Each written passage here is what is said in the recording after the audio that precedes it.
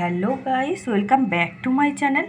আবার চলে এসেছি তোমাদের কাছে নতুন একটা রেসিপি নিয়ে। এঁচোড় চিংড়ি। এঁচোড় চিংড়ি খুব কম উপকরণে, ঘরে থাকা কয়েকটি উপকরণে আমি এঁচোড় চিংড়িটা বানাবো। তো তোমরা দেখতে থাকো। তো এঁচোড়টা সিদ্ধ করে আমি ভেজে নিয়েছি, চিংড়িটাও ভেজে নিয়েছি।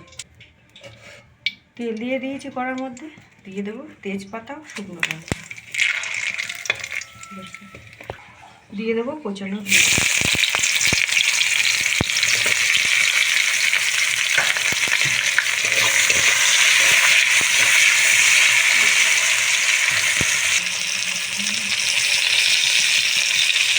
দিয়ে দেবো কোচানো টমেটো,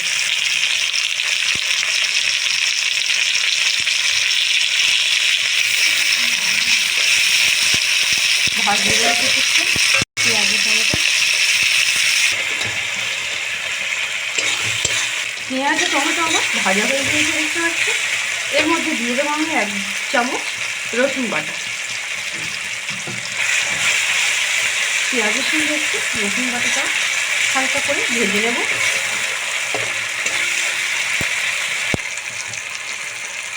দিয়ে দেবো আমি আদা জিরে লঙ্কা বাটা 2 চামচ।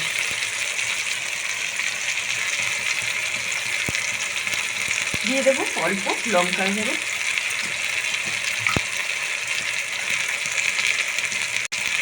1 চামচ হলুদ গুঁড়ো। মশলাটা হালকা করে আমি কষিয়ে নেব।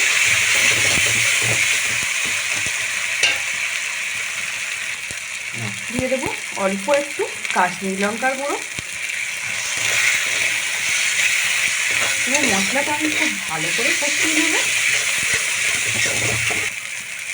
দিয়ে দেবো স্বাদ মতো লবণ,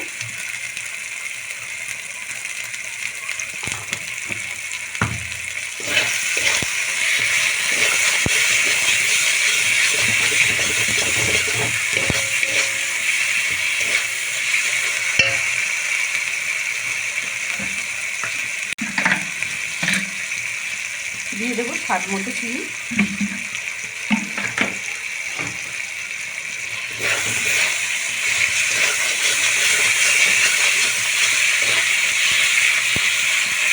মশলাটা আমি খুব ভালো করে কষিয়ে দিচ্ছি, দেখতে পাচ্ছি কষানো আমার হয়ে গিয়েছে।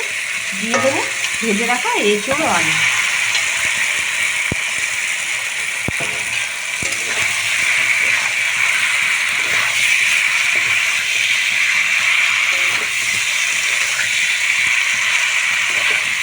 এখন আমি খুব ভালো করে কষিয়ে নেব। তো এঁচোড়টা কষাতে কষাতে আমি দিয়ে দেবো ভেজে রাখা চিংড়ি। চিংড়িটা দিয়েও আর একটু ভালো করে কষিয়ে নেব।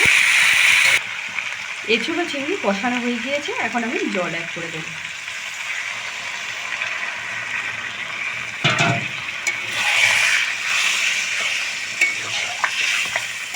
খুব বেশি জল আমি দেবো না, এখন আমি কিছুক্ষণ হওয়ার জন্য ছেড়ে দেব। এঁচোড় ডালটা আমার হয়ে এসছে দেখতে পাচ্ছ। এখন আমি দিয়ে দেবো উপর থেকে গরম মশলা ছড়িয়ে।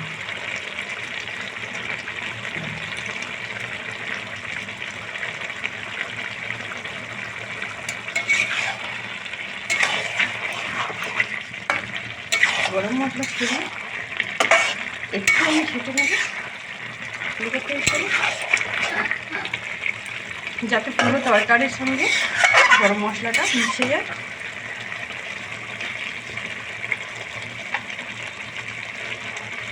এখন আমি দিয়ে দেবো উপর থেকে ঘি ছড়িয়ে।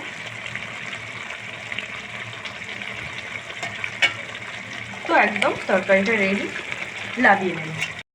তো ভিডিওটি ভালো লাগলে লাইক করো, আর চ্যানেলে নতুন হয়ে থাকলে সাবস্ক্রাইব করো। এখনকার মতো এই পর্যন্তই থাক, আবার ফিরে আসছি নতুন একটা রেসিপি নিয়ে। সবাই ভালো থেকো, সুস্থ থেকো।